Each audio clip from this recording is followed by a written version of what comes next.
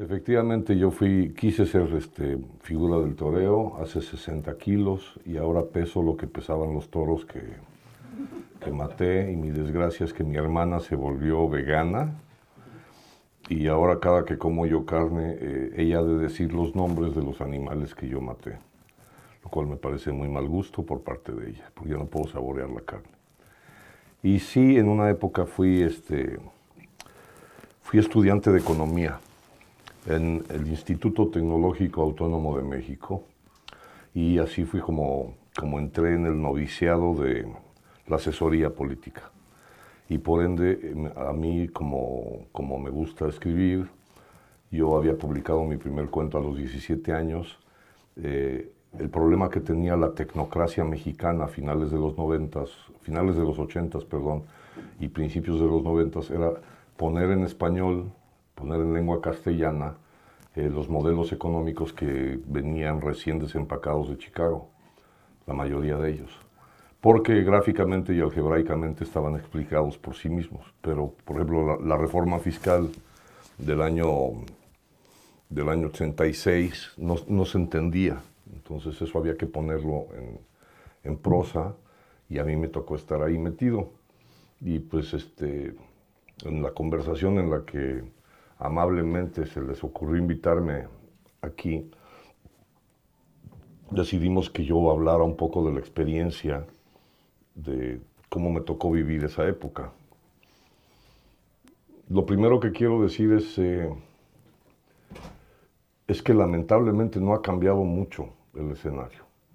Es decir, yo sé que ahora hay tablets y hay laptops y hay teléfonos inteligentes, y los muchachos que están estudiando en el ITAM y en la Anáhuac y quizá en la Iberoamericana tienen acceso directo a formar parte de esos cuadros.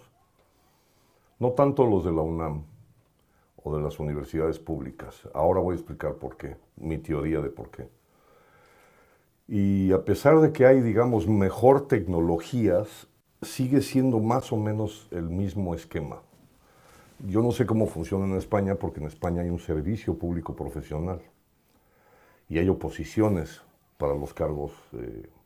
Incluso hay una mecánica mucho más formal para entrar como asesor de un ministro. En México, más o menos a partir de los años 50, se determinó que fuera a través, en primer lugar, del compadrazgo. Es decir, de que los hijos de los ministros y viceministros entraban a hacer su noviciado en las secretarías de Estado y se especializaban de alguna manera en el ramo en donde entraban, con la aspiración de ir creciendo y llegar algún día a ser funcionario de mando medio.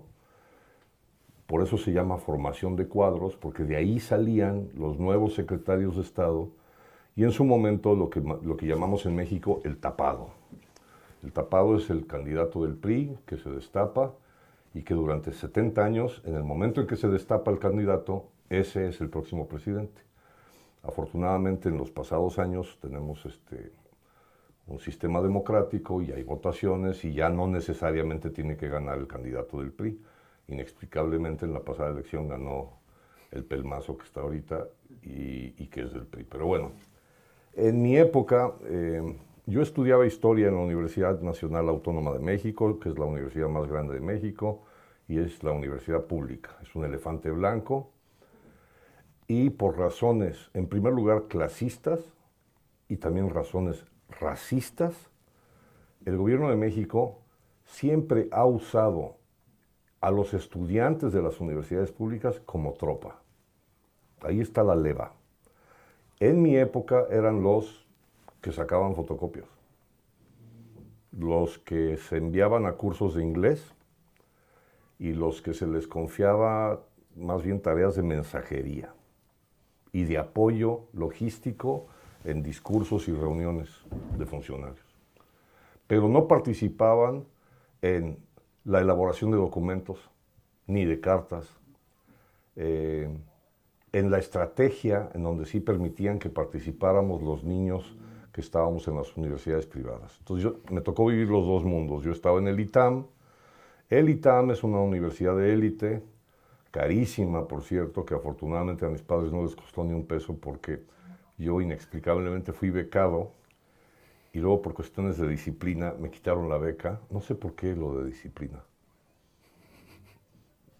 Puede ser que les ofendió que un día me tomé una botella de whisky en la oficina del rector y creo que eso estaba en contra del reglamento. Pero la botella era de él, entonces a lo mejor fue porque era de él. No he entendido todavía. Pero entonces tuve que pagar mis colegiaturas dando clase. Entonces yo era alumno y profesor al mismo tiempo y eso me ayudó a congraciarme con profesores altísimamente distinguidos, pero no en México, sino en the United States of America. A mí me tocó convivir con profesores, en total 19, que habían sido magna cum laude o summa cum laude en las principales universidades norteamericanas y que al pardear la década de los 80, el presidente Salinas, que fue el tapado que destapó Miguel de la Madrid, decidiera que fueran los nuevos ministros. Entonces, de pronto, de la noche a la mañana, profesores que no usaban corbata, de pronto empezaron a usar corbata, se peinaron diferente y ya era el secretario de Hacienda, por ejemplo. Y un gran secretario de Hacienda, porque además, no solamente académicamente, sino empresarialmente conocía muy bien el mundillo de las finanzas internacionales o de la economía de los Estados Unidos. Entonces, si se quiere explicar cuál fue la gran transformación de México, está en ese relevo de cuadros. Y en ese relevo de cuadros, en particular en el área económica, a mí me tocó ser de los alumnos que invitaron a colaborar. Y en mi caso, porque yo podía escribir. A la mayoría de mis compañeros los invitaron porque sabían hacer las gráficas y las fórmulas y todo el apoyo, digamos, matemático de lo que se propuso hacer el gobierno de Salinas, que fue nada más y nada menos que transformar a México. O sea, cambiarlo totalmente. Como ustedes saben, y si no lo han ponderado, les ruego que lo ponderen, México es el único país en vías de desarrollo que tiene una frontera de 3.200 kilómetros con la primera potencia mundial hasta ahora, ahora aliada con Putin. Para nosotros es muy complicado vivir al lado del elefante. Y Salinas lo que se propuso fue, bueno, pues ¿por qué no nos aliamos? ¿Y por qué no hacemos un tratado de libre comercio? Cuando se propuso aquello fue cuando yo entré a trabajar en el gobierno. Fíjense que en esa época resultaba ser una idiotez porque a todas luces íbamos a salir perdiendo, sobre todo los mexicanos. No tanto los canadienses, pero se creía que ese tratado lo habían diseñado los norteamericanos para terminar de aplastar a las economías de Canadá y de México y convertirnos, digamos, en mercados esclavos del imperio. Y resulta que uno de los principales motivos por los cuales el demente de Donald Trump se volvió popular fue precisamente porque quiere abatir el tratado. Porque resulta que al paso de los años, los que resultaron ganadores fueron Canadá y sobre todo México. Y esa vuelta de la tortilla se debió al equipo de economistas que habían sido profesores y que se convirtieron en funcionarios. En mi caso, lo que creo que les puede servir a ustedes es contarles que lo que sigue funcionando más o menos igual es, en la medida en que uno se destacaba en el aula, más o menos desde el cuarto semestre de distintas carreras, pero sobre todo de economía, ingresabas a los ministerios, o en México se llaman secretarías de Estado, y empezabas como asesor. El puesto de asesor te permitía más o menos pensar ya en independizarte de tus padres, en tener una vida propia, en digamos, ser autosuficiente. Y había también incluso el apoyo visual o de vestuario. La secretaría te brindaba bonos para ropa, porque tenías que andar de traje. Entonces, ya en la universidad se veía en la cafetería quienes ya estaban trabajando y quienes seguían jugando dominó en paños menores. Anímicamente eso también concedía el primer amargo o dulce sabor del poder. Aquí un paréntesis. En México, particularmente, a diferencia de España o de Inglaterra o digamos del mundo civilizado, en México el poder se vive, digamos que epidérmicamente. Es decir, si yo le pregunto a un policía municipal aquí, en un crucero, disculpe, ¿usted está ejerciendo el poder aquí? Diría, no, yo dirijo el tráfico, ¿no? En Filadelfia diría el policía, no, yo estoy cumpliendo mi responsabilidad y mi responsabilidad es que no entre nadie por esa puerta, ¿no? En cambio, si tú le preguntas a un policía de México, incluso, ¿qué hace usted aquí? Él te dice, yo tengo el poder aquí, yo soy el del poder aquí. Si tú le encargas esta mesa, él es capaz de alquilarla, es capaz de venderla, es capaz de golpear a la persona que llegue a tocarla, porque él ya tiene el poder sobre la mesa.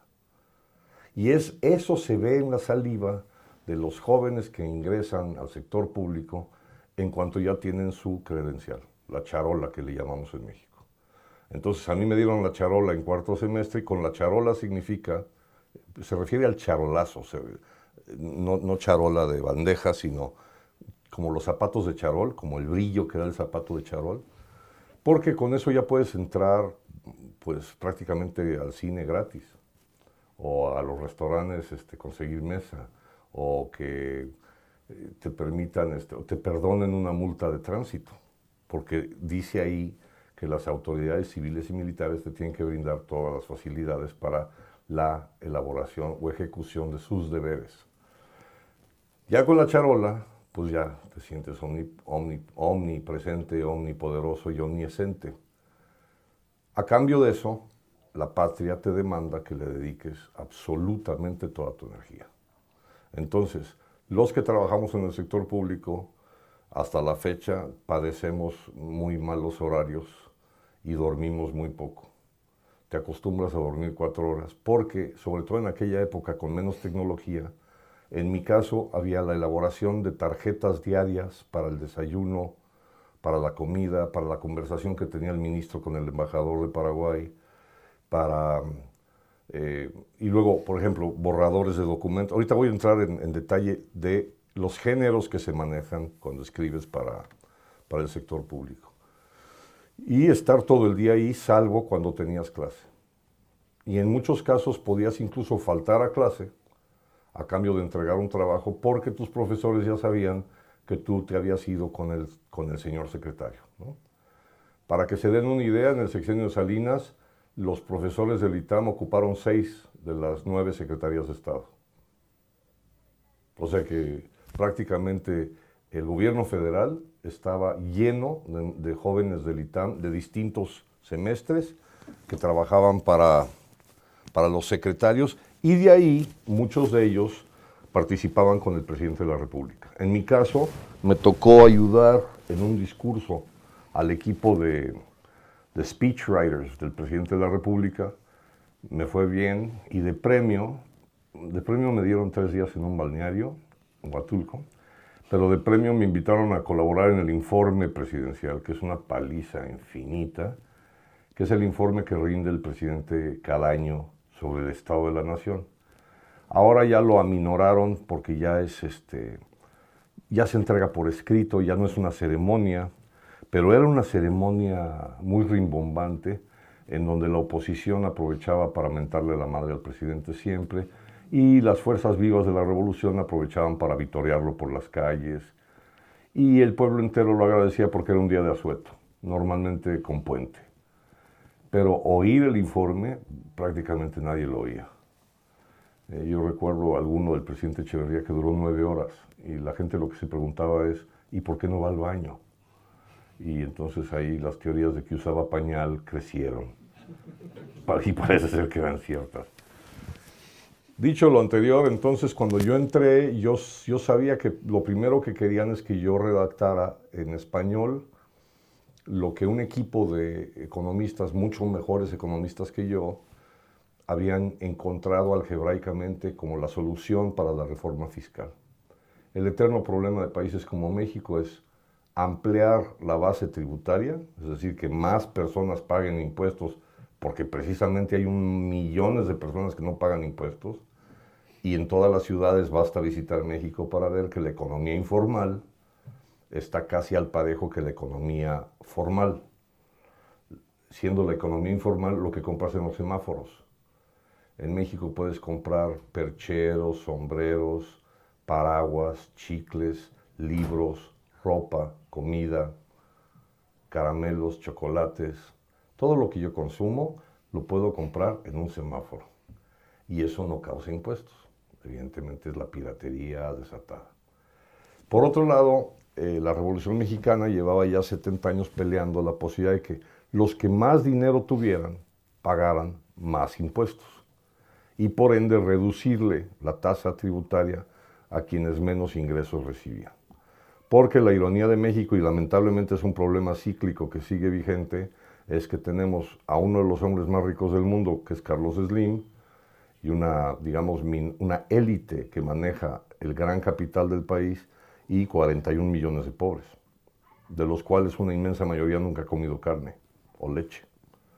Entonces, a través de la reforma fiscal se buscaba desatar una mejor distribución del ingreso.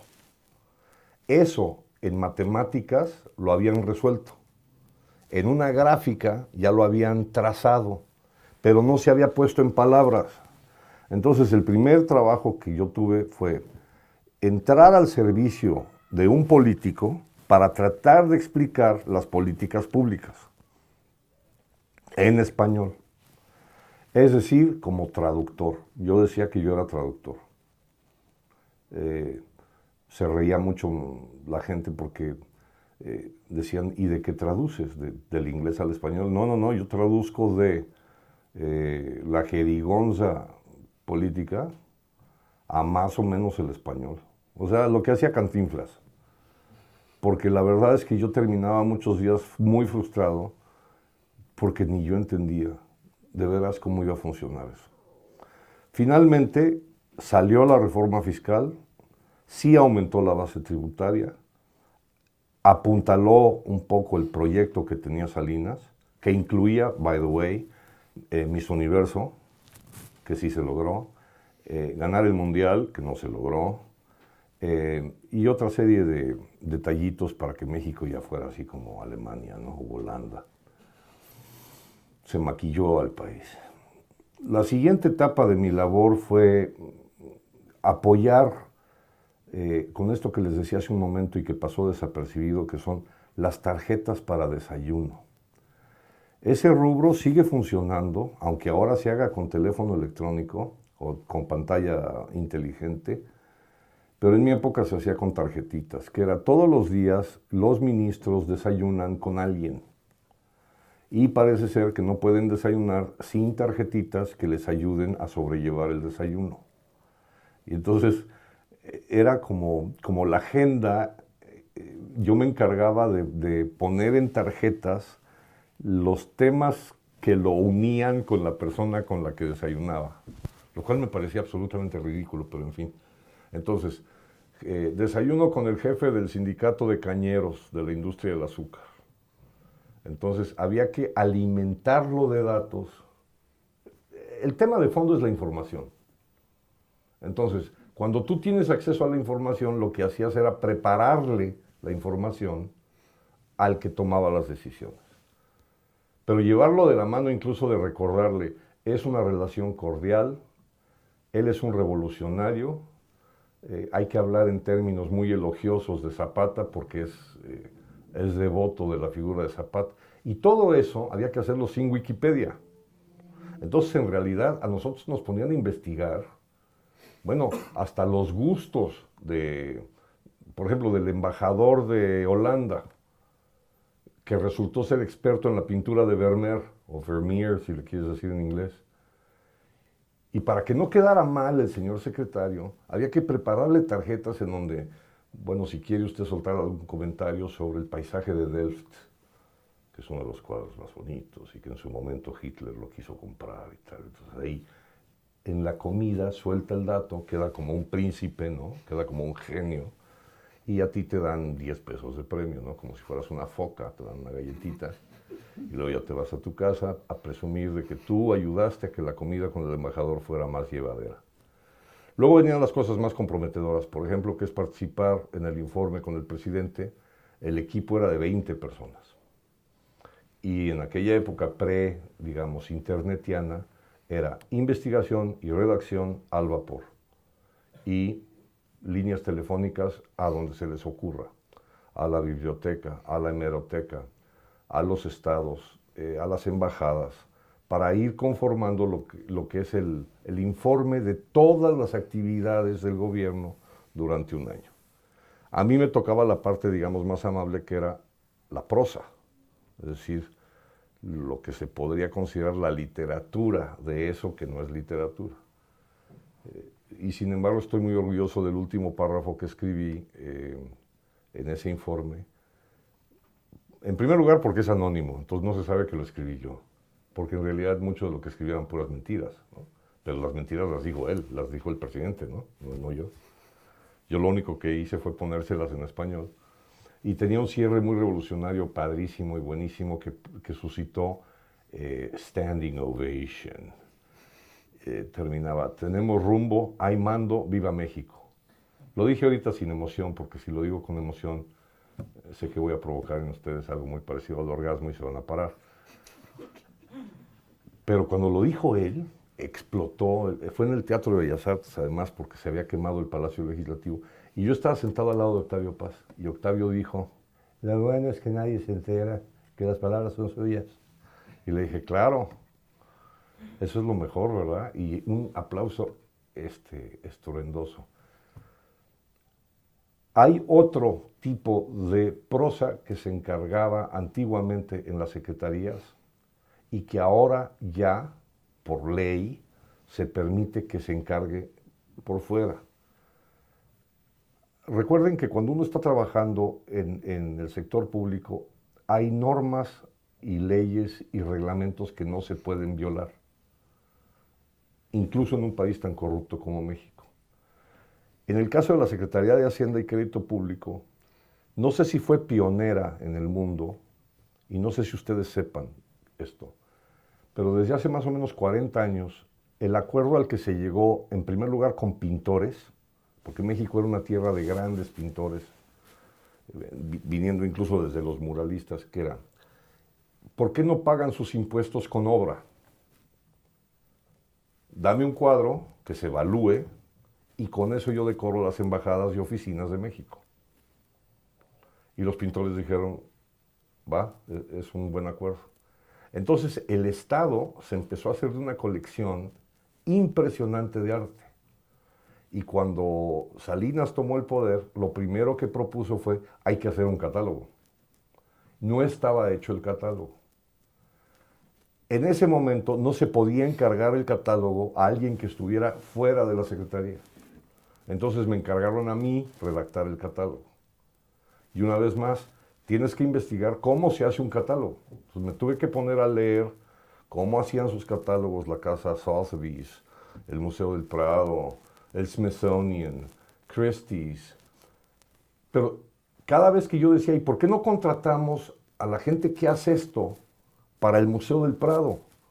Y decían, no, porque tiene que ser elaborado por alguien que trabaje dentro de la Secretaría. Entonces, aparte de las tarjetitas, aparte de tratar de traducir la reforma fiscal y aparte de los discursos, había una tarea que era hacer los catálogos de la colección pago en especie. Y eso que yo creía que era exclusivo de Hacienda, resulta que tenía similitudes en comercio, en Pemex y en otras dependencias. ¿Por qué? Porque el modelito se exportó y también había obras de arte que pertenecían a Pemex o a la Secretaría del Comercio o a la Secretaría de Relaciones Exteriores, que aquí se llama Ministerio de Asuntos Exteriores, en fin. Entonces, orgullosamente, cuando yo terminé ese catálogo, fue cuando yo pensé que yo ya había cumplido mi ciclo. Y si quieren, aparte les cuento una intimidad, decidí renunciar. Yo ya tenía pensado venir a España, yo ya estaba harto de la corbata y de la gomina y del charolazo, lo cual también implicaba chofer y al principio incluso guardaespaldas. Y a mí me parecía absolutamente innecesario que tuviera que tener guardaespaldas el que escribe los párrafos, ¿no? Y se los demostré pervirtiendo al guardaespaldas. Lo dejé borracho en una cantina un día y entonces dije, pues no se puede confiar en este hombre. Este hombre está en estado de debilidad total. Entonces yo ya podía andar solito. La intimidad que quería revelar es que también fui con el ministro a decirle, yo creo que ya cumplí mi ciclo y creo que ya es impostergable que yo renuncie, porque entre otras cosas no me han pagado en 14 meses. Y a lo mejor mi renuncia motiva que me paguen. Y me dijo, ¿no se te ha pagado? Y dije, no, llevo 14 meses esperando y cada que voy a la ventanilla me dicen que la siguiente quincena y la siguiente quincena. Y yo estaba harto ya de la burocracia. Y entonces me vine a España y cuando regresé a México, de ese primer intento del doctorado que mencionaba yo hace rato, me mandaron llamar para volver a participar en el sector público y yo ya no quise. Y por eso, digamos que yo pertenezco a una camada pre-internetiana, pero sí sé que en general el noviciado sigue funcionando, como les digo. Desde la universidad, los cuadros en México se han formado en hacer pininos de prosa, ahora en tablet, para distintos tipos de textos que alimentan el día con día del ministro y que eso ayude a la toma de decisiones. Sí hay un compromiso que se tiene que firmar de cierta secrecía, porque te toca estar presente cuando hay negociaciones, no solamente con el presidente de la República, sino con gobiernos de otros países. Y tú no puedes ir de ahí a un periódico a chorrear la sopa y publicar que siempre no se va a firmar un tratado o que siempre sí se va a firmar un tratado o de que el presidente dijo tal cosa y el otro se ofendió. Y entonces estás en un lugar privilegiado, pero sí muy esclavizado a la producción de pautas y a la digestión de información, incluso hoy en día. En algunas visitas que hice a Nueva York, que no quería dejar pasar la oportunidad de comentarles, el problema se puede explicar con una sola anécdota. México perteneció al Consejo de Seguridad de la ONU y yo tenía amigos que hacían la labor que yo hacía para el embajador de México ante la ONU. La diferencia que teníamos nosotros en ese consejo era, imagínense el aparato de información que tenían los rusos y el que tenían los gringos. Y en la pequeña oficina donde trabajaba mi amigo y sus dos amigos, sus dos amiguetes, había tijeras, pegamento y hojas recicladas para poder informar al embajador sobre la actualidad del planeta. Pues francamente estábamos en desventaja, ¿no? Algo similar me tocó vivir en los distintos rubros, digamos, del sector público mexicano. Si quieren, aquí hago una pausa, si quieren preguntas y seguimos hilando o deshilando, o si quieren les sigo contando en qué más hacía yo mis pininos. Y aprovecho para tomar coca. ¿Alguna pregunta? Comentario, elogio, felicitación. Piropo. En tu experiencia, los discursos que dan los políticos, ya sea Mariano Rajoy, Donald Trump, Barack Obama, se los preparan, ellos luego los revisan y demás. ¿Qué porcentaje dirías que es realmente auténticas palabras de Rajoy, Trump, las que están dando al país? Hace poco empecé a leer el libro del jovencito que entró a trabajar con Obama, que no recuerdo su nombre.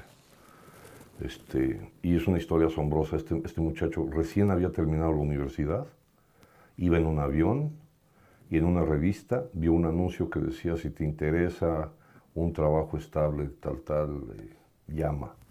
Cuando aterrizó, habló y resultó que era todavía senador Obama y era era hacer discursos para Barack Obama, senador, que se iba a lanzar a candidato.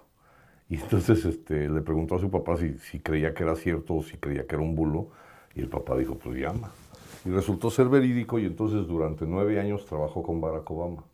9 años fundamentales, que fueron el año de la campaña y luego los 8 años en el poder.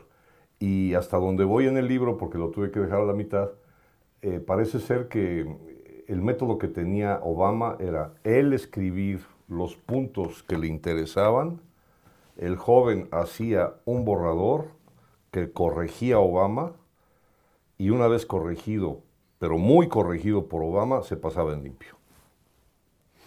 En el caso de México, la generación que me tocó a mí parecería una ilustración de un libro de Charles Darwin, ese donde está el primate, la cadena de primates. Yo trabajé con políticos, por ejemplo, uno que no sabía ni hablar. Estoy convencido que no sabía hablar, o sea, no sabía decir buenos días, porque yo siempre que le decía buenos días, él lo hacía. A ese señor había que escribirle absolutamente todo y decidir qué es el contenido, cuál era el contenido. Lo que normalmente se nos encargaba en la Secretaría de Hacienda con el doctor Pedro Aspe o con el doctor Francisco Gil, que fueron mis maestros en el ITAM, ellos decían, necesito un texto porque vamos a firmar un acuerdo con el gobierno de China. La relación es muy buena, pero tampoco queremos que se interprete mal en Estados Unidos. Es decir, los gringos no pueden tolerar que nosotros abracemos a China con mucho afecto. Entonces, que sea un discurso muy respetuoso. Lo que hay que celebrar es el concurso de las ideas y de los esfuerzos para la construcción de no sé qué madre, ¿no? Y entonces había que investigar qué era lo que se iba a construir. Y había un teléfono. Una vez que ya tenías la información, a veces con muy poco tiempo, lo peor de todo era cuando eran, por ejemplo, 48 horas o 24 horas. O sea, esto es para mañana. Y entonces, en menos de 3 horas tú tenías que tener ya el primer borrador. En el caso del secretario Aspe, él lo leía, casi no corregía. A mí casi nunca me corrigieron un texto. Y luego el triunfo era verlo, leerlo, y que se lo aplaudieran y que se lo celebraran como si fuera de él, ¿no? Lo cual en la mente del escritor es un arma de dos filos. Por un lado decía yo debería pararme y decirle al chino, oye, güey, yo escribí eso, ¿no? Invítame a Beijing o invítame por lo menos, ¿no?, a un buen restaurante o preséntame a tu hermana. Pero por otro lado decía yo, no le voy a decir porque me avergüenzo de decir que yo soy el autor de ese rollo. Ese rollo no, a mí no me gustó, a mí qué me importa que inauguren una planta desalinadora de agua en Guaymas, Sonora, ¿no? Pero todo eso resultó ser pininos porque me faltó mencionar que yo después pasé a ser cronista de la presidencia. En México, a diferencia de otros países, existe una unidad de la crónica presidencial y se divide en 3 cronistas: el cronista político, el cronista económico y el cronista social. Y a mí me contrataron como cronista social. Esto ya fue hacia el final del gobierno de Salinas. Lo que había que hacer era, digamos, la memoria oficial que se vende, se publica con muy buen papel, se gasta muy buen dinero en la edición y se supone que todo presidente queda ahí reflejado, para historiadores sobre todo, pero también para cualquier ciudadano que quiera tener en su casa el registro de un periodo presidencial. Y curiosamente se vende, eso es lo que me parece inconcebible, pero en fin. Entonces me tocó trabajar ahí y ahí ya era más labor de historiador. Y ahí sí tuve un problema con un asesor del presidente Salinas que sí me censuró un texto que había sido aprobado por su jefe. Entonces lo que a mí me salvó fue que cuando me regañó y me gritó y incluso me insultó, le dije, pero si esto ya lo aprobó el presidente. Y entonces dijo, perdón. El típico ejemplo del que es más papista que el papá. Y entonces yo sentí que eso fue un triunfo, pero en realidad pues me eché encima un enemigo, un señor que tenía mucho poder y que afortunadamente ya no me hizo nada, ya no me volvió a regañar. Pero fue el único caso. A diferencia de otros jefes de Estado del planeta, sé que hasta la fecha sigue funcionando más o menos así. Los asesores del presidente dictan la línea, perfilan con anticipación cuáles van a ser, digamos, el lote de discursos oficiales, el lote de discursos diplomáticos, el lote de discursos en gira, ya sea en gira por México o en la gira internacional que toque en el mes de mayo, por ejemplo, y se prepara con tiempo. En el caso del presidente Peña Nieto, sé que él no revisa, lo único que le preocupa a él es que lo tengan en teleprompter y que lo pueda leer como si no lo estuviera leyendo.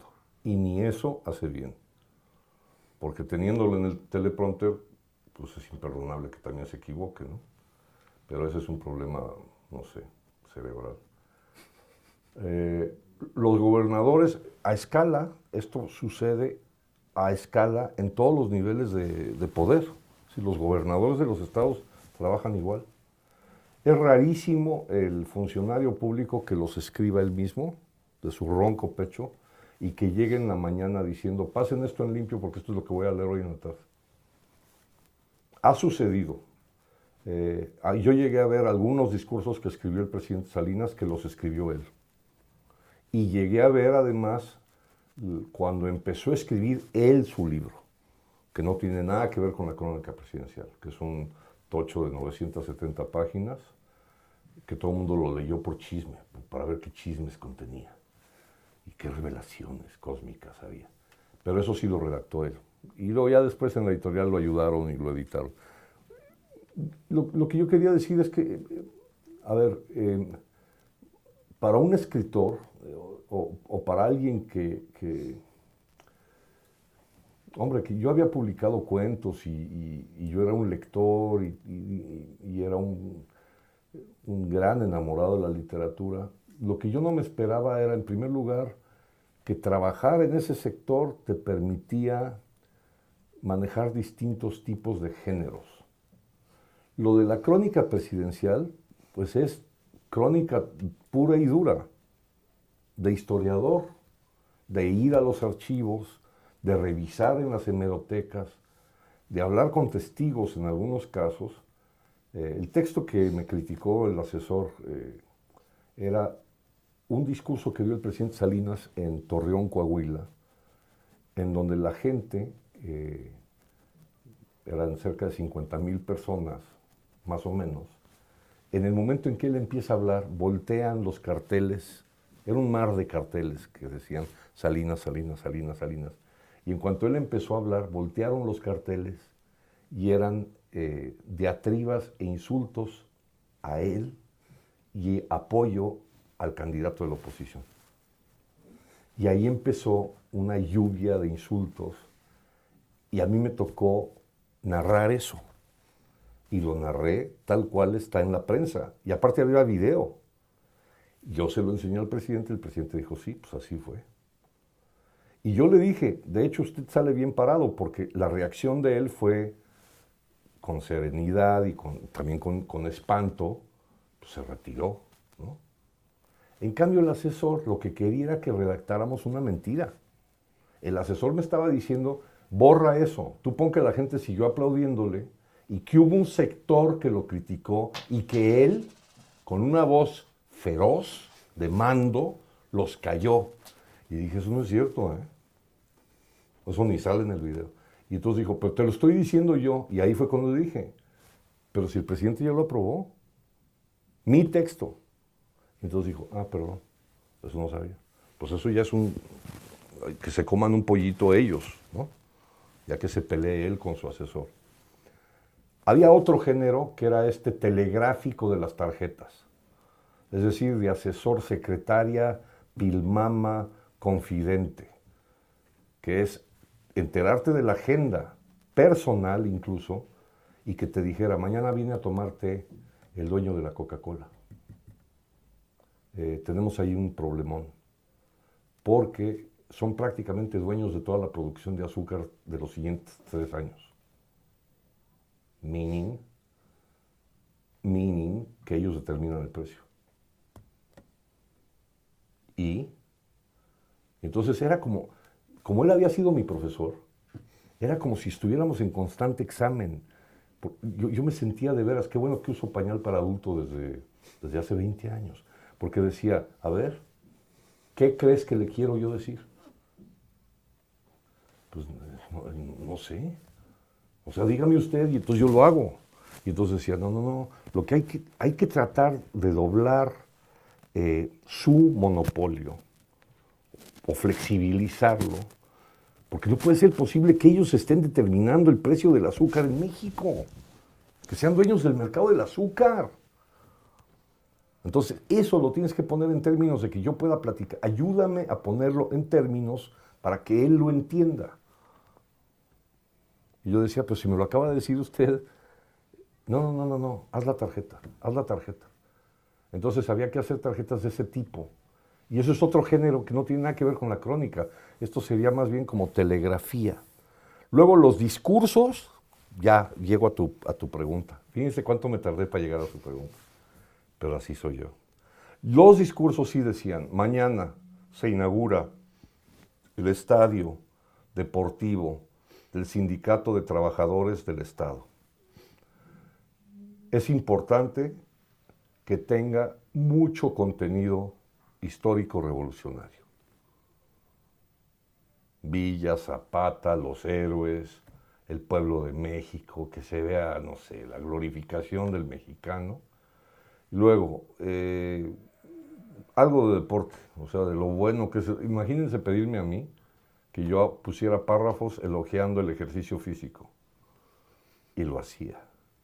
Y luego un cierre muy triunfal, muy positivo, porque esto nos va a permitir formar nuevos atletas dentro de la burocracia mexicana, lo cual es la utopía total. Y eso se elaboraba, lo pasaba en limpio a la secretaria y lo autorizaba, en muchos casos, el propio secretario. En México funcionaba así, sigue funcionando así, a pesar de los avances tecnológicos. Normalmente dicta la línea y luego corrige el borrador. Y rara vez, muy rara vez verás que improvisa un político mexicano. Sobre todo porque en los últimos años toda improvisación conlleva el peligro de fake news, malversación de la información o tropezón y gazapo. Entonces, a diferencia de otros países, en México se cuida muy bien de que todo sea leído o con teleprompter o en papel para evitar errores. Y aún así los hay. ¿Alguien quiere despertar y preguntar algo? ¿Se suelen utilizar referencias religiosas a la hora de escribir un discurso? No, solamente durante el periodo de Vicente Fox. A ver, te voy a explicar.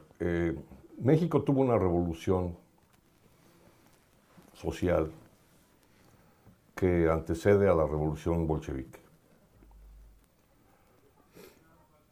Se despertó esa revolución para tumbar una dictadura. El fervor revolucionario era una mezcolanza de distintas ideologías. Lo que quedó, es decir, lo que triunfó, fue una cosa rarísima que no se le ocurrió ni a Trotsky, maestro, que es fundar un partido que se llame Revolucionario Institucional. Que eso en las escuelas no se puede explicar. Es decir, dile a un niño, nosotros nos regimos por un partido que es como una rueda que se mueve, pero es inmóvil. Aristóteles, ¿no? Y todo el mundo decía, pero ¿cómo que revolucionario institucional? Sí, ok. Para que funcione, salud, y que te mejores. Para que funcione, se pusieron de acuerdo los caudillos de que había que quitarle toda connotación religiosa y separar de cuajo, porque desde el 19 había habido siempre problemas en la división Estado-Iglesia. Entonces, cualquier alusión se evitó porque después de la revolución, digamos, social, hubo una revolución cristera, hubo un alzamiento cristero, que es tan importante y tan feroz como la anterior revolución. Entonces, hasta finales del siglo XX, esos temas no se tocaban. A veces en planos muy ridículos, es decir, se sabía que algunos presidentes eran masones, pero se sabía también que algunos presidentes comulgaban en la residencia oficial. Cuando fue Kennedy con Jackie, lo primero que pidió fue ir a ver a la Virgen de Guadalupe. Y el ridiculazo fue que el presidente lo acompañó en el carro oficial y en la puerta de la iglesia, del santuario de Guadalupe, de la basílica, perdón, dijo, yo no entro ahí. Con lo cual en realidad hizo el ridiculazo con Kennedy y con Jackie. Cuando que se sabía, por ejemplo, que en la boda de su hija, pues por supuesto que había entrado. Y la hija se casó por la iglesia. Ave se llamaba la hija, Avecita, conocida popularmente como Obesita, una marrana de 140 kilos, que se casó gracias a que su papá era presidente, si no, no se hubiera casado jamás. Bueno, eso se mantiene y se subraya con Salinas. Salinas fue muy cuidadoso de volver a decir que los asuntos de la iglesia estaban absolutamente separados de los asuntos del Estado. Te voy a dejar de tarea algo, porque esto es muy interesante. Métete en YouTube o en donde quieras. Fíjate lo delicado que es que en el sexenio de Salinas matan a un cardenal en el aeropuerto de Guadalajara a plena luz del día. A un príncipe de la iglesia, o sea, un papa en potencia, lo asesinan y la explicación oficial es que los sicarios que lo matan lo habían confundido con el Chapo Guzmán. Es muy delicado el tema, ¿eh? Ojo, es como para escribir una novela, un thriller. A punto de aterrizar, es decir, ¿por qué matan al cardenal? Porque el cardenal estaba esperando que llegara el nuncio apostólico. The plot thickens. Y los que lo asesinan entran directamente al aeropuerto, pasan el control sin que sonara, con las armas que acaban de disparar, y se suben a un avión que vuela a Tijuana. ¿Cómo lo resuelve Salinas? Bueno, rompiendo por primera vez en el siglo, va a Guadalajara, entra a la iglesia y rinde guardia ante el féretro. Y más de la mitad del país no daba crédito. Y la otra mitad del país, mi madre y mi tía Lola incluidas, se arrodillaron a rezar el rosario y agradecer a la Virgen de Fátima que ya el milagro se había obrado, que es que ya por fin se reconocía a la Iglesia Católica. Concretamente a tu pregunta, porque me encanta tardarme para responder las preguntas. Aunque no estaba escrito, se daba por hecho que no había alusiones, incluso a la palabra Dios, como sucede en Estados Unidos. En Estados Unidos, hasta en el dólar, se dice In God We Trust. En Estados Unidos es muy común que digas primero Dios o gracias a Dios. En México no. Era una prohibición no escrita, pero tácita. Y lo cumplieron todos, hasta Fox.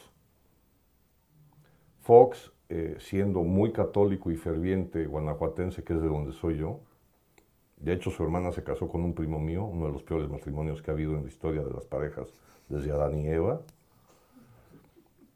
Terminaron divorciándose, evidentemente.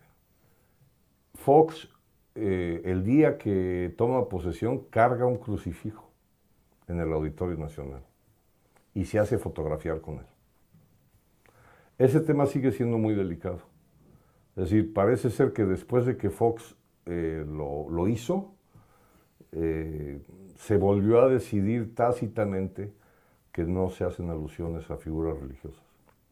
Y se mantienen muy separadas, digamos, las dos entidades. Pero en el discurso no se menciona.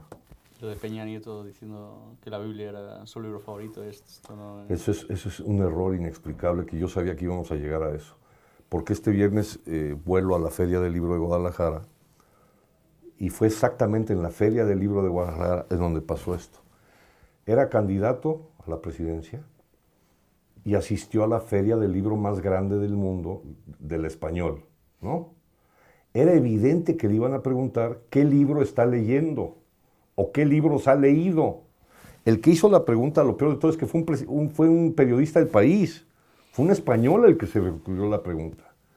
Pero lo que es inexplicable es que el pelma tenía las tarjetas. O sea, aquí estaba un asesor, eso yo lo vi, no se ve en el video, porque los que son asesores, es decir, yo que lo fui, somos gusanos que aparecemos abajo de las mesas, siempre escondidas, y entonces por abajo de la mesa ya le habían pasado tarjetas. Él tenía tarjetas para salir airoso, incluso con anécdotas, ¿no? Si tú le pasas la tarjeta a un demente como lo menos que se puede pedir es que las lea y que hubiera dicho, no, 100 años de soledad, ¿no? Ya. Pero él creyó que podía hacer caso omiso de eso y ese lapsus se lo aventó de su ronco pecho. Dicen que aludió a la Biblia por tratar de congraciarse con la derecha, con los panistas, que son los que estaban en el poder. Pero en realidad, en el momento en que lo dijo, todos supimos, no, pues este güey nunca la ha leído, pero ni de broma. O sea, ese güey no ha leído ni las cajitas de los videos, ¿no? Cuando vas y alquilas un video, por lo menos lees la cajita. Ni la caja del cereal, ni las advertencias de la cajetilla de cigarros. Yo creo que cree que es benéfico para la salud. Creo que progresivamente en México lo que pasó fue que el animal político se volvió una especie de figura televisiva, programable, que responde a ciertas conductas y no puede hacer alusiones. Hay palabras prohibidas, hay temas que no se tocan. Y los que están escribiendo los discursos, hay una responsabilidad por cuidar que no se meta en un brete con temas espinosos y que sepa sortearlos. Pero no dependemos entonces del libre albedrío o de la conciencia política de un hombre que se supone que es un líder, sino de una maquinaria que lo está haciendo una especie de robot. Y a mí me tocó participar en los prolegómenos cibernéticos de eso. Te respondí, ¿o no?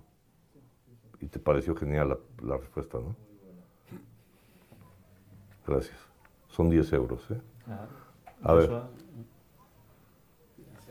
Muchas gracias, don Hernández, por venir ante todo y nos ha encantado su charla acerca de la charla política y con sus anécdotas. Cuando se bebió la caguama, por ejemplo, fue súper curioso.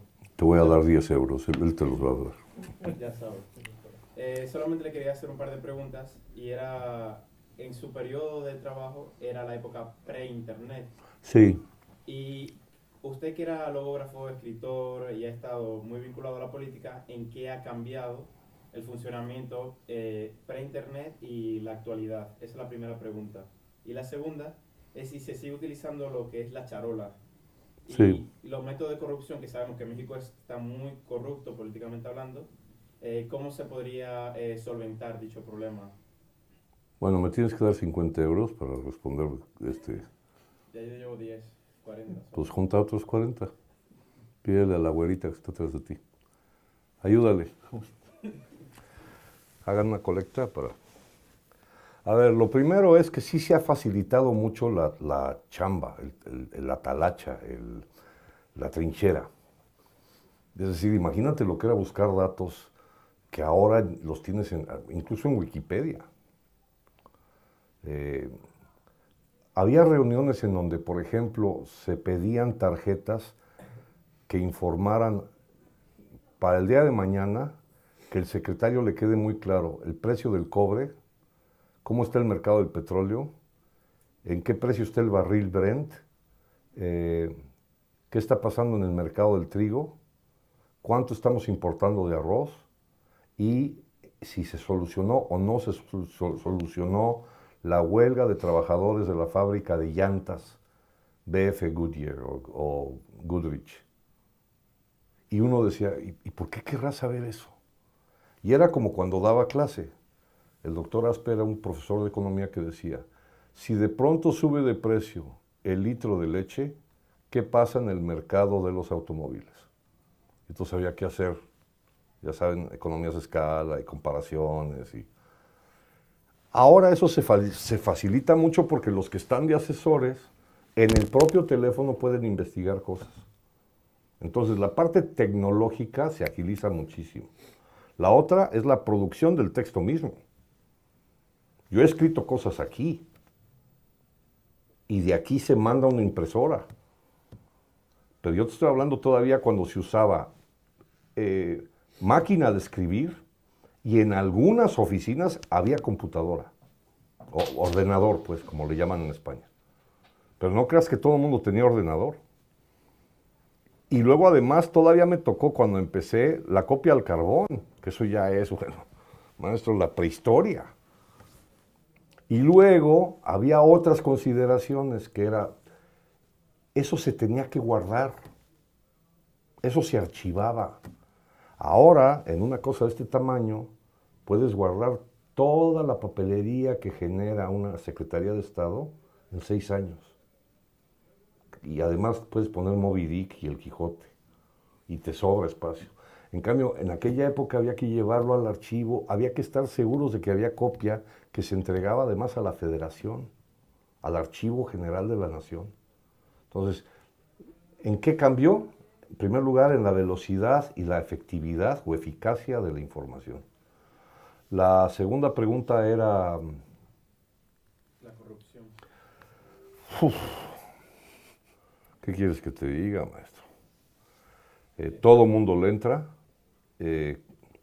Cuando, entre otras funciones, me tocó ser traductor para el Tratado de Libre Comercio.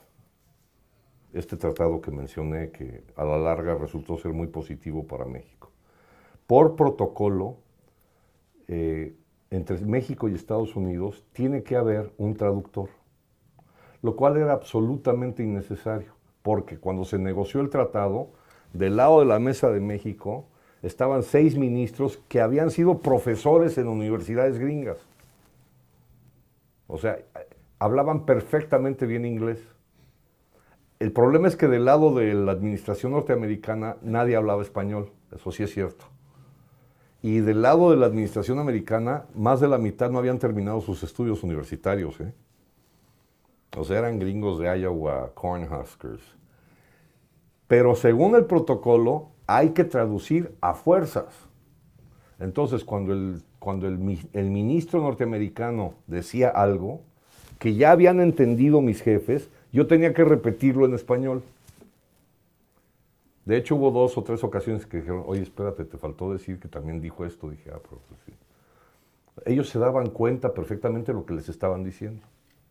Bueno, cuando se negoció el tratado y que ya estaba el primer borrador para firma, hubo una pequeña celebración en donde a mí, digamos que me gustó particularmente ese día, me gustó mucho una cosa que se llama Johnny Walker, que es una bebida que se hace con malta y se fermenta, tiene alto contenido alcohólico. Y un poquito animado por eso, me atreví a decirle al ministro que por qué no incluíamos en el tratado un capítulo sobre la corrupción. Y me dijo, ¿qué estás diciendo? Luego, pues ya hay que formalizarlo porque, a ver, hasta mi mamá es corrupta. Y dijo, ¿qué estás diciendo? Le digo, es cierto. Eso está tan metido en la sangre de México que en cuanto tú te pasas un semáforo, lo primero que buscas hacer es pagarle al policía para no tener que ir a la delegación. Y entonces a él le pareció que era un exabrupto, pero a mí me sigue pareciendo que es un tema fundamental. Eso está metido hasta la médula y viene desde 1325. Es decir, incluso desde antes de la conquista. Porque las prácticas de corrupción indígena que antecedían a la corrupción, digamos ya españolizada, formaron un raro amasijo de corruptela que funcionan. Y yo creo que la única manera que vamos a poder lidiar con eso es formalizarlo. O sea, sacarlo del closet y decir, esto funciona así, ¿eh? Y si lo queremos abatir, pues no sé cómo hacerle, de verdad. Porque si tú tratas de inculcar en las escuelas una cultura cívica exenta de corrupción, los niños llegan a su casa y lo que ven es que sus padres, abuelos y todo el medio que los rodea tienen alguna instancia de corrupción, alguna gotita de corrupción. Entonces, ese tema no te sé decir qué. Lo que sí te sé decir es que yo, en lo personal, no hay un solo tema mexicano, fútbol, cereal, petróleo, calles, tráfico, ropa, lentillas, lentes, peluqueros, perros, mascotas en general. No hay un solo rubro que yo no diga, ¿y en dónde estará aquí la mordida? Y la última pregunta era... Ah, sí, ¿no eran 3? No. Ah, bueno, ya no debes nada. Ya no le den dinero, ¿eh? Yes. Tú sí.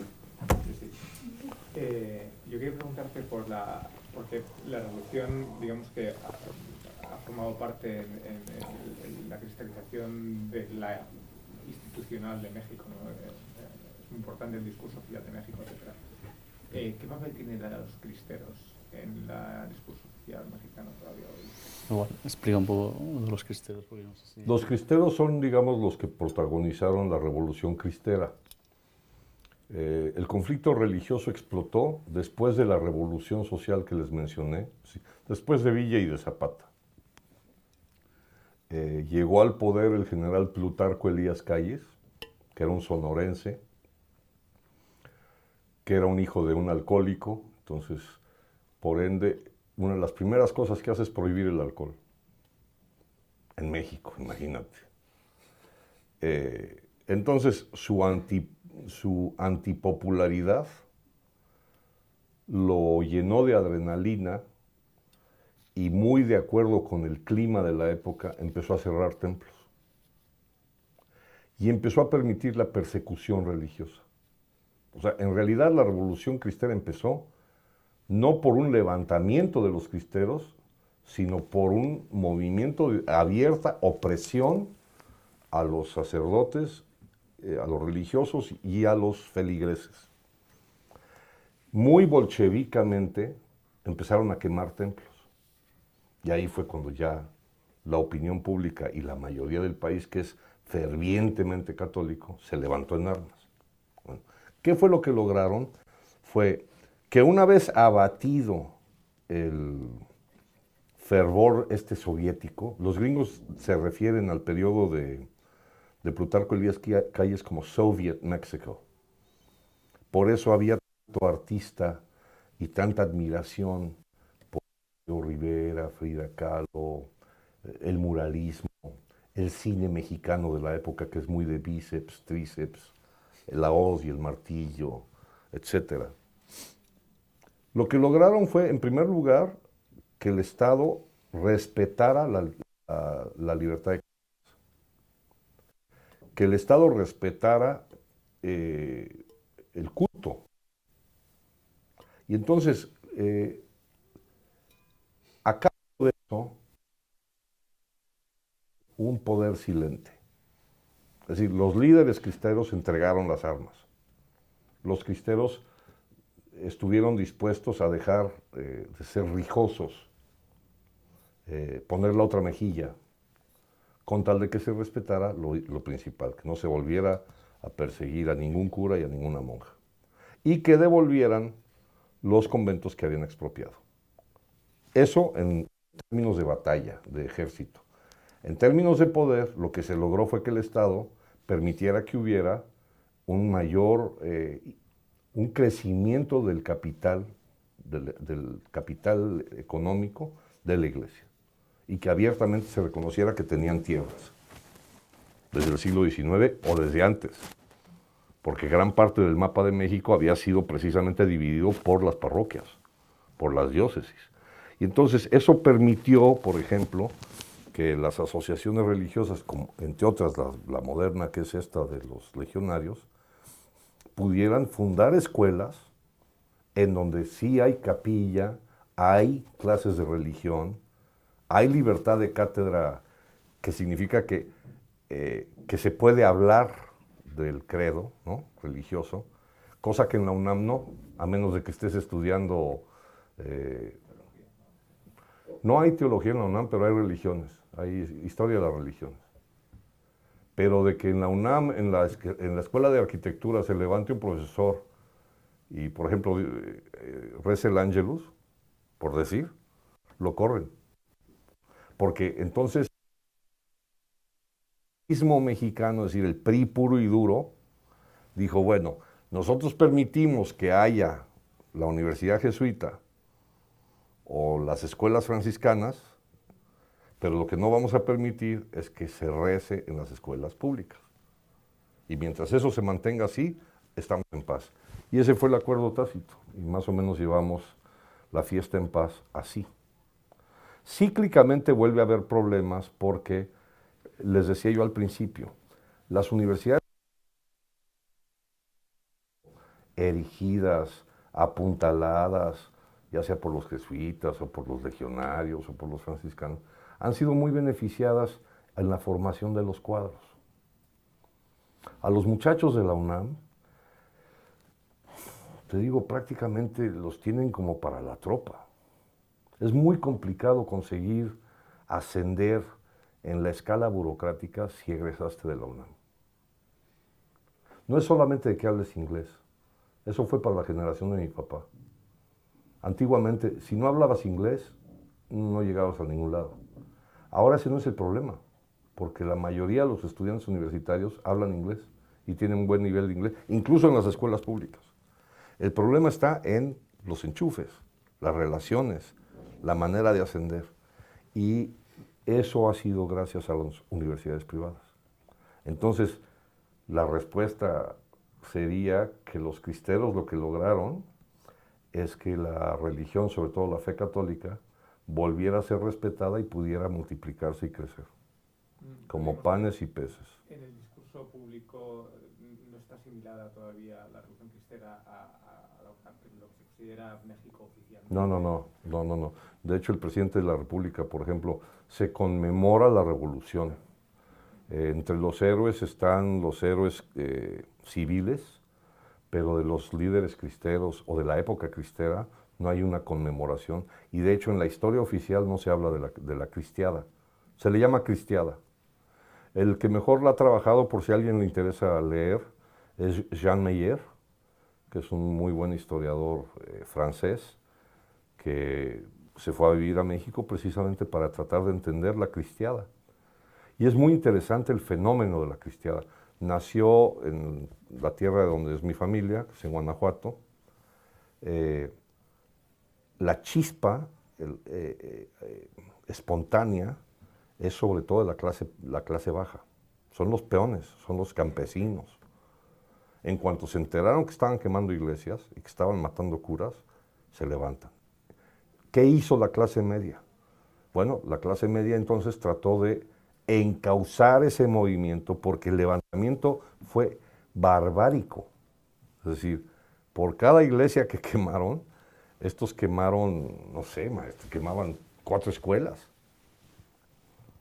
Por cada cura que se sacrificó, mártires, hay una gran lista de causas de canonización de los mártires de la cristiada, pero por cada mártir de la fe, se cargaron a 50 burócratas. Bastaba que vieran que trabajaban en una secretaría para colgarlos. Y lo peor de todo es que muchos de ellos eran creyentes también. Y entonces en ese marasmo, Jean Meyer lo que hizo es tratar de estudiar cómo se dio ese fenómeno y cómo se logró que no hubiera un caudillo religioso. Porque de haber habido un caudillo religioso, el sistema, es más, México hubiera cambiado, incluso con la posibilidad de que fuera regido por la iglesia. Acuérdense que la independencia, tenemos un problema psicoanalítico ahí. El que grita la independencia es un cura, pero es un cura que tuvo hijos. Y entonces los laicos, señores del PRI, no le dicen padre, o le dicen, ¿cómo? Padre de la patria. Ah, ¿verdad? Entonces, ahí ya te lavaste las manos porque no estás elogiando a un sacerdote, estás elogiando al padre de la patria. No lo representan con la sotana. Siempre aparece con el cuello abierto y las cadenas, rompiendo las cadenas. No te dicen que en realidad era uno de 58 párrocos. Fue un movimiento parroquial que rompió con el poder de la metrópoli. Pero eso no se dice, porque no tenemos claro en la esquizofrenia nacional cómo resolver que fueron los curas los que lograron la independencia. Y que cada que estás haciendo una estatua, por ejemplo, para José María Morelos, es importantísimo que tenga un uniforme militar. Pero ni se te ocurra ponerle la sotana. Y en las escuelas, cuando los niños preguntan eso, siempre se tapa. No, bueno, lo que pasa es que sí era, pero luego como que ya no quería ser. Se oficiaba misa y comulgaba. Y el carácter, digamos, en origen reaccionario de la independencia tampoco está No, desde luego, aparte eso es un error. La independencia de México, para los que no lo sepan, es que el que llegó a consumarla, don Agustín de Iturbide, decide coronarse emperador. Y creyendo que ese era el mejor modelo para tratar de dominar al tigre. México es un tigre. Es una cosa muy difícil de gobernar, por número de población y por extensión territorial. Más en aquella época, que era el doble de grande que hoy. Y entonces, cuando él se decide coronar, la historia oficial lo considera una traición a la historia, digamos, mítica. Y entonces no se habla de él. No se le honra. Se sabe que está enterrado en la Catedral Metropolitana. Hay una causa de canonización, porque hay quienes quieren que sea santo, San Agustín de Iturbide. Pero digamos que el híbrido mexicano es muy hipócrita. Es decir, sabemos que somos guadalupanos, hasta los judíos son guadalupanos. En México, hasta los musulmanes son guadalupanos, pero no lo decimos. Sabemos que todos van a misa, pero no lo aceptamos. Sabemos que en Los Pinos, en la residencia oficial, hay capilla. Cuando fue el Papa, la primera vez, dijo misa en casa de López Portillo, porque lo pidió la mamá del presidente. Pero de eso están prohibidas las fotos. Está prohibida la filmación. De eso no se habla. Nos enteramos porque al Papa Wojtyla se le salió. El Papa lo dijo y todos dijeron. Es muy hipócrita al final, digamos, el mundo de la política mexicana. Y en general el trabajo que yo hacía tenía un alto grado de hipocresía, que es estar escribiendo cosas que en realidad va a leer otro, que no están del todo bien explicadas o bien comprendidas, y que en su mayoría eran placebos para sobrellevar la ceremonia. Pues muchísimas gracias, Jorge, por haber venido. Gracias a ustedes, cuando quieran. Pues nada, muchísimas gracias también a todos los asistentes. Gracias.